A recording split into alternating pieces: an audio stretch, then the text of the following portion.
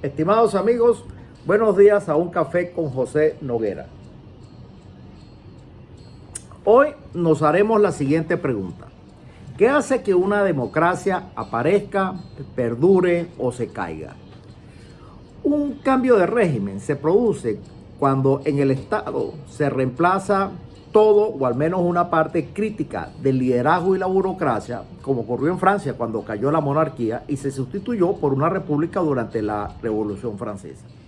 Aunque puede haber cambios de régimen entre un tipo de dictadura y otra, como cuando ocurrió cuando el dictador Fidel Castro derrocó al dictador Fulgencio Batista en Cuba, nos interesa en vez conversar sobre los cambios de régimen donde se sustituye una dictadura por una democracia o viceversa.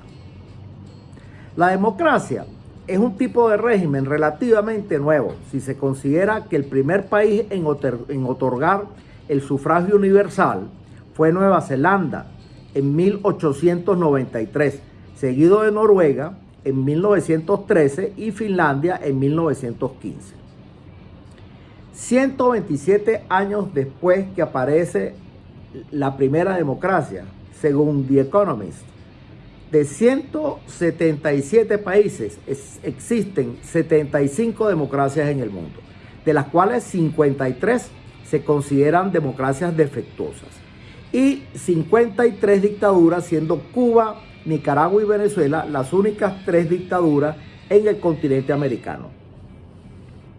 A los economistas nos interesa estudiar los regímenes políticos porque existe una literatura nueva y creciente que documenta la importancia que han tenido las instituciones políticas en el desarrollo económico. Arreglos institucionales como el federalismo, la descentralización fiscal, el tipo de representación en el Parlamento, la frecuencia de las elecciones, los regímenes presidenciales o parlamentarios, o el procedimiento para aprobar el presupuesto tienen un impacto significativo en los resultados macroeconómicos. En algunas ocasiones, como en Nueva Zelanda, el Reino Unido o la India, la democracia llegó para quedarse. En otros, como en Chile, Argentina o Uruguay, han ocurrido golpes de estados emblemáticos contra la democracia, como el de Augusto Pinochet en Chile o el de Jorge Videla en Argentina. Y es que la democracia a veces avanza en zigzag. Algunos autores han buscado en el desarrollo económico una explicación sobre por qué surgen las democracias, proponiendo 2 visiones alternas sobre esta relación.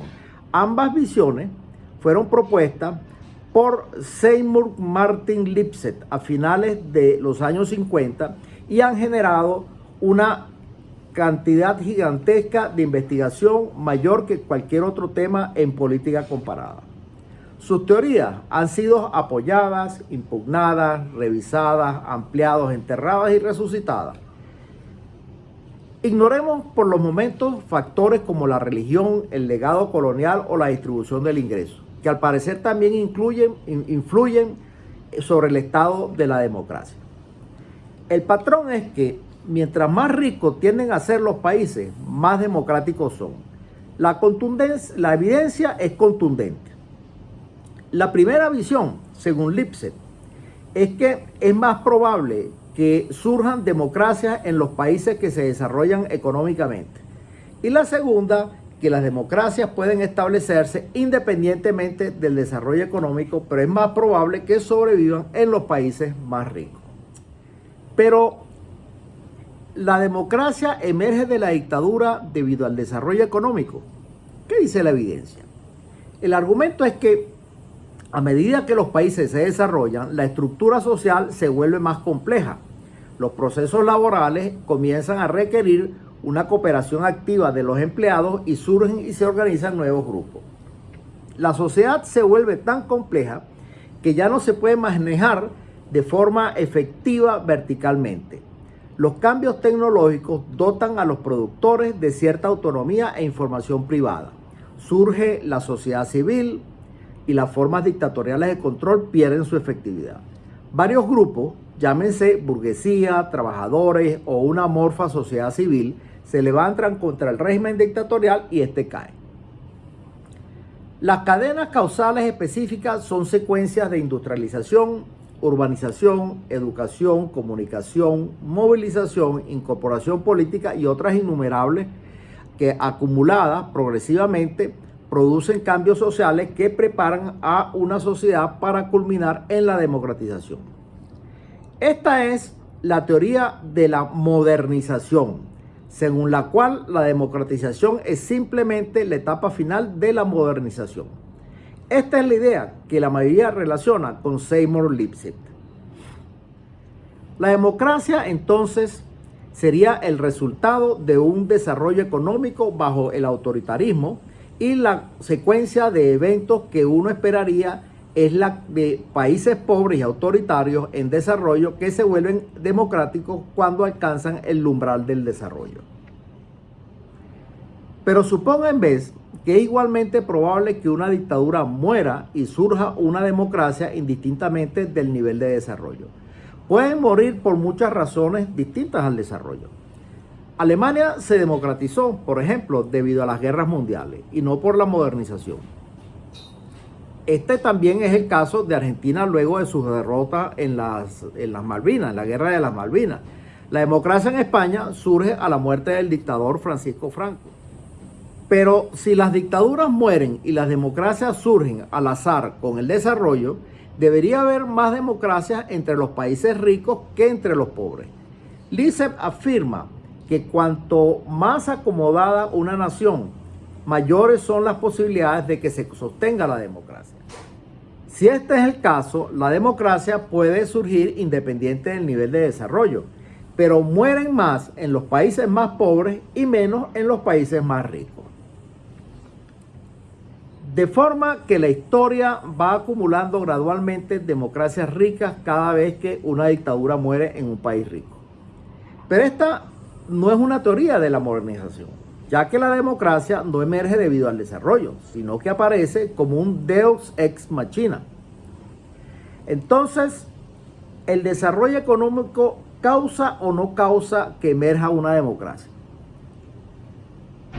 Si la teoría de que la democracia surge como resultado económico es cierta, las transiciones a la democracia serían más probables cuando los regímenes autoritarios alcancen niveles más altos de desarrollo. Según Adam Pravorsky y Fernando Limongi, dos de los catedráticos más prestigiosos del mundo en el tema, las transiciones a la democracia son cada vez más probables a medida que aumenta el ingreso per cápita, pero solo hasta que alcanza un nivel de alrededor de $12,000 estadounidenses. Por encima de eso, las dictaduras se vuelven más estables si el país se hace más rico.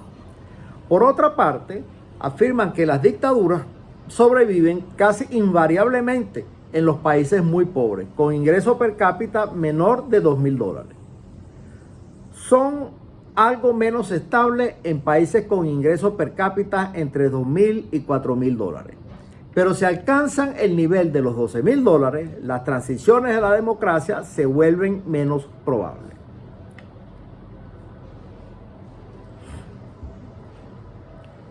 Sin contar a los países petroleros, ha habido dictaduras que florecieron en Singapur, Alemania del Este, Taiwán, la Unión Soviética, España, Bulgaria, Argentina y México, que durante muchos años disfrutaron de ingresos superiores a los $10,000 per cápita. Un ingreso que Austria, Bélgica, Francia, Alemania, Islanda, Italia, los Países Bajos y Noruega no tenían, por ejemplo, en 1950. Sin embargo, esta puede no ser una buena evidencia para descartar la teoría de la modernización.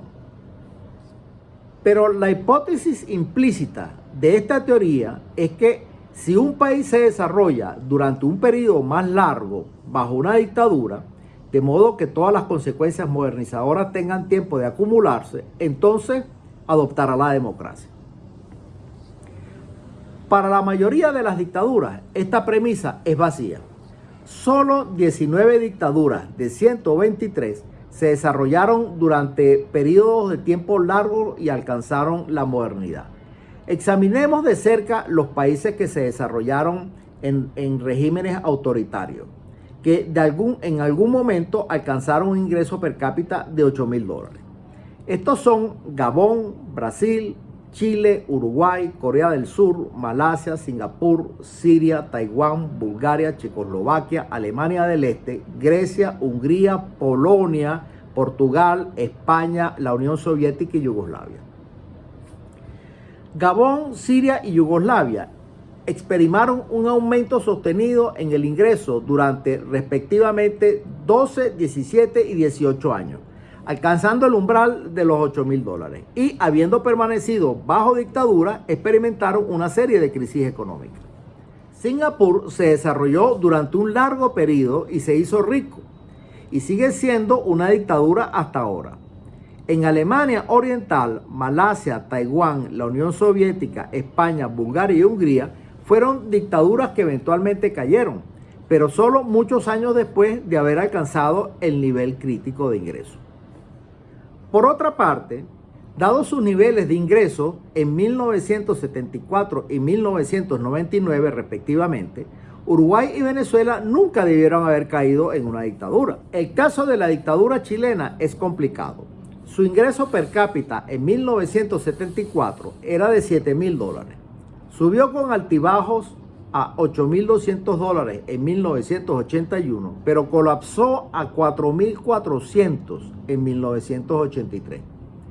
Se recuperó para recuperar el nivel de 1974 solo en 1986 y pasó el umbral de los $8,200 en 1989, que fue el año de la transición. La historia de Polonia es similar. Alcanzó el umbral de la democracia en 1974. Experimentó una crisis económica en 1979. Y hubo un movimiento de masa por la democracia en 1980. Volvió a pasar el umbral en 1985 y se convirtió en democracia en 1989. Brasil, Checoslovaquia y Portugal, y quizás incluso Corea del Sur y Grecia, son los casos de ensueño de un teórico de la modernización, porque se desarrollaron bajo una dictadura, se hicieron ricos y salieron de las dictaduras más o menos con los mismos niveles de ingresos. Pero son pocos los casos. Esto no quiere decir que las dictaduras caen siempre por las mismas razones en todos los países. La teoría de la modernización puede explicar por qué la democracia se estableció en países que se desarrollaron durante un largo periodo. Pero para que tenga algún poder predictivo, debe haber algún nivel de ingreso en el que pueda estar relativamente seguro de que se llegará a la democracia. Taiwán, por ejemplo, en 1961 tenía un ingreso per cápita de $1,936. Se desarrolló rápidamente, alcanzando el umbral de los $8,230 en 1979. Pero fue en 1995 cuando eligió a su presidente en unas elecciones disputadas por primera vez. De hecho, la dictadura taiwanesa probablemente se democratizó más por razones geopolíticas que por razones económicas. Por lo tanto, el poder de desarrollo económico para causar el derrocamiento de una dictadura parece ser insignificante. Pocos regímenes autoritarios satisfacen la premisa de la teoría de la modernización. Pocos se desarrollaron durante un periodo prolongado e incluso si la mayoría de las que se desarrollaron finalmente se convirtieron en democracia, ningún nivel de ingreso predice cuándo eso ocurrirá. Pero ¿puede el nivel de desarrollo ayudar a consolidar la democracia? El ingreso per cápita como indicador usado como nivel de desarrollo tiene un fuerte impacto en la supervivencia de las democracias. El simple hecho es que nunca antes ninguna democracia en un país con un ingreso per cápita superior a los $16,000 de 2020 ha caído. Un caso interesante es Venezuela, que habiendo alcanzado el umbral de $16,000 per cápita en 1954, que aumentó de manera sostenida hasta $21,000 per cápita en 1970, luego comenzó a caer de manera sostenida a partir de 1980 hasta bajar hasta caer por debajo de los $16,000 en 1999, justo el año en que Hugo Chávez llega al poder y comienza a construir una nueva dictadura. El punto es que la probabilidad de que la democracia sobreviva aumenta monótonamente con el ingreso per cápita. Seymour Lipsitz pensaba que la razón por la que la democracia sobrevive en los países ricos es que la riqueza modera la intensidad de los conflictos relacionados a la distribución del ingreso. Esta explicación, aunque plausible, no es fácil de probar. La teoría intuitiva es la siguiente. Si las fuerzas políticas que compiten por la distribución del ingreso eligen entre cumplir con las reglas de la democracia, cada una debería esperar obtener una parte del ingreso o arriesgarse a luchar por una dictadura costosa que les daría al vencedor todos los ingresos. Supongamos que la utilidad adicional que se obtiene por un mayor consumo es menor a los niveles más altos de consumo y grande en los niveles bajos. Entonces la ganancia de una lucha por la dictadura es menor en los países ricos. Y también suponemos que un aumento del capital afecta de manera importante el ingreso de los individuos en los niveles bajos de ingresos. Entonces la destrucción del capital para instalar y luego recuperarse de instalar una dictadura es más rápido en los niveles bajos de ingresos. Por lo que en los países pobres el valor de convertirse en dictador es mayor y el costo acumulado de destruir el capital social es menor. Evidentemente puede haber interpretaciones diferentes. Por ejemplo, se pudiera pensar que el ingreso es solo un indicador de la educación y que es más probable que las personas más educadas adopten valores democráticos. Pero mientras los años acumulados de educación aumentan la probabilidad de supervivencia de las democracias, el efecto del ingreso se mantiene incluso si la educación está controlada y de hecho es mucho más fuerte. Estas observaciones confirman la versión de Lipset de que una vez establecida la democracia, cuanto mayor sea su riqueza, más probabilidades hay de que sobreviva. En consecuencia, la razón por la que se observa una relación positiva entre los niveles de desarrollo y la incidencia de la democracia es que es casi seguro que las democracias sobreviven una vez que se establecen en los países ricos. Ciertamente, las dictaduras son menos estables cuando alcanzan un nivel de ingreso per cápita de $4,000, pero lo que genera el patrón de una relación positiva entre la incidencia de episodios democráticos y la riqueza es que si bien la democracia es terriblemente frágil en los países pobres, es inexpugnable en los países ricos. En conclusión, para Prigozhin y Limonyi no hay motivos para creer que el desarrollo económico engendre democracia. No obstante, casi todos están de acuerdo en que existe un nivel más allá del cual un mayor nivel de desarrollo disminuye la probabilidad de que la democracia sobreviva. La democracia no es un subproducto del desarrollo económico, sino que es establecida por actores políticos que persiguen sus objetivos y puede iniciarse en cualquier nivel de desarrollo. Solo que una vez establecida, las restricciones económicas juegan un papel importante porque las posibilidades de supervivencia son mayores si el país es más rico. Sin embargo, incluso la riqueza de un país no es decisiva. Es probable que la democracia sobreviva en una economía en crecimiento con un ingreso per cápita de menos de $1,000, que en un país rico con un ingreso entre $1,000 y $2,000, que está en declive económico. Si logran generar desarrollo, las democracias pueden sobrevivir incluso en las naciones más pobres. Países como Venezuela, que durante los 21 años entre 1977 y 1998 vieron disminuir su riqueza de un ingreso per cápita de $22,000 al año a casi un tercio más bajo, a $16,000, vieron deshacerse ante sus ojos el esfuerzo de sus padres y sus abuelos por instaurar un régimen con un Estado de Derecho eligiendo a un militar golpista como presidente. quien había anunciado muchas veces que su propósito era derribar la democracia. El interés de los votantes generalmente lleva a los partidos a otorgar a la expansión del consumo personal una prioridad más alta frente a la inversión que la que percibiría en un sistema no democrático. En la Unión Soviética, por ejemplo, el porcentaje del PIB dedicado al consumo se redujo de 65% en 1928 a 52% en 1937. Es poco probable que un sistema de partido competitivo hubiera sostenido una revolución desde arriba como esta. Estas conclusiones han conducido a algunos escritores como Samuel Huntington y John Nelson, que se necesitan dictaduras para primero generar desarrollo, ya que el desarrollo conduce a la democracia y que el camino hacia la democracia es uno que es tortuoso. Estos puntos de vista están siendo ampliados por una literatura nueva, ya que no está nada claro si la convergencia mundial hacia la democracia va a continuar. Existen algunas tendencias autocráticas nuevas en países como Rusia o Turquía. Y la pregunta clave es si China, el país más grande del mundo con un crecimiento milagroso durante las últimas 4 décadas, evolucionará hacia una democracia. Hasta ahora hay poca evidencia de que eso ocurrirá, lo que da pie al escepticismo.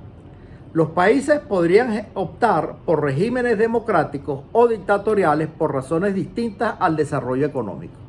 Nuevos estudios han estado enfatizando sobre el papel de la cultura como un obstaculizador o facilitador hacia la democracia.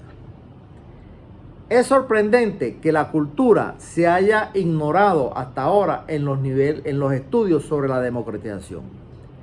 En una investigación reciente, Thomas Jaczko, Susan Lins, José Noguera y Anastasia Seminica de la Universidad Estatal de Michigan encuentran que los países con mayor capital democrático, con una sociedad más tolerante hacia la diversidad, tienden a tener democracias más sólidas.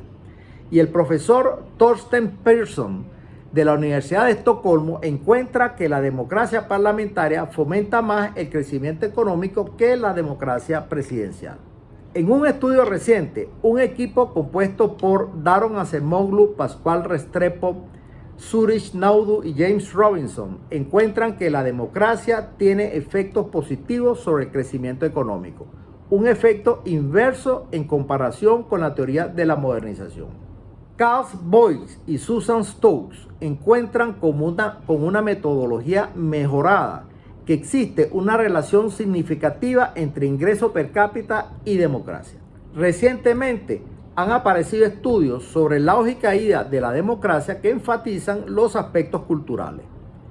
Para encontrar una mención de los determinantes culturales de la democracia, uno tiene que remontarse a los estudios realizados por Gabriel Almond y Sidney Verba en 1963, quienes enfatizaron en un estudio para Italia, Alemania, Estados Unidos, Reino Unido y México la importancia de la cultura cívica como un requisito previo para la democracia. En 2005, un estudio de Ronald Engelbart y Christian Welzel encuentra que la modernización conduce a cambios en los valores hacia una mayor autoexpresión y énfasis en la libertad individual que está detrás de un mayor apoyo a la democracia. En un estudio relacionado, Gerald Roland y Yuri Gorodinchenko no descartan del todo la teoría de la modernización, tomando en cuenta aspectos culturales, en particular la actitud colectivista o individualista de sus habitantes. Encuentran que los países con una cultura más individualista tienen más probabilidades de terminar adoptando la democracia que los países con una cultura colectivista. En las culturas colectivistas existe una fuerte presión social hacia la conformidad y una aversión más fuerte hacia la innovación institucional. Y por ende, las autocracias son menos propensas a democratizarse que las sociedades individualistas. También encuentran que las buenas autocracias no son depredadoras hacia sus ciudadanos, porque tienden a no ser derrocadas por sociedades colectivistas, a diferencia de las sociedades individualistas. Por otra parte, encuentran que los países con culturas más individualistas tienen usualmente más dificultades para conciliar sus diversos intereses y actuar de forma conjunta, como se observa, por ejemplo, en la sociedad venezolana. En consecuencia, no necesariamente los países con culturas colectivistas evolucionarán hacia la democracia, o podrían hacerlo más lentamente si se desarrollan económicamente. Países como China, Vietnam o Singapur, que han experimentado un éxito económico considerable en las últimas décadas, no han adoptado democracias más liberales. Algunos países democráticos como Taiwán, Tailandia, Indonesia y Corea del Sur lo han hecho relativamente reciente y no han tenido un puntaje político durante los últimos 30 años mucho mejor que Guatemala, Panamá o Perú. Todo esto nos hace concluir que si queremos fortalecer la democracia, lo lógico sería fortalecer la cultura democrática y fortalecer la economía, y no apoyar a las dictaduras. Hasta aquí, estimados amigos, un café con José Noguera.